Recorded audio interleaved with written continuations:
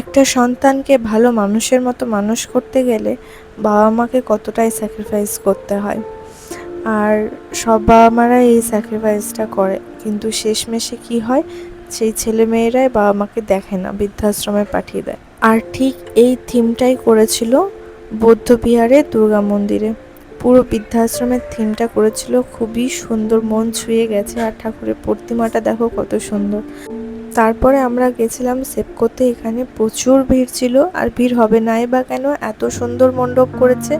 আর এখানে থিমটা ছিল রত্নগর্ভা, যারা আমাদের ভারতে যেসব রত্ন জন্মগ্রহণ করেছিলেন, যেমন রাজা রামমোহন রায়, মাতঙ্গিনী হাজরা, তাদের ওপরেই থিমটা করা হয়েছে।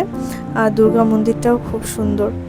আর এখানে আমরা একটা রেস্টুরেন্টে গেছিলাম, হেসেলে। এখানকার খাবার দাবারও বেশ ভালো। স্টার্টারে নিয়েছিলাম ফিশ ফিঙ্গার, আর মেইন কোর্সে ছিল পরোটা, মিক্সড ফ্রাইড রাইস আর চিকেন কষা।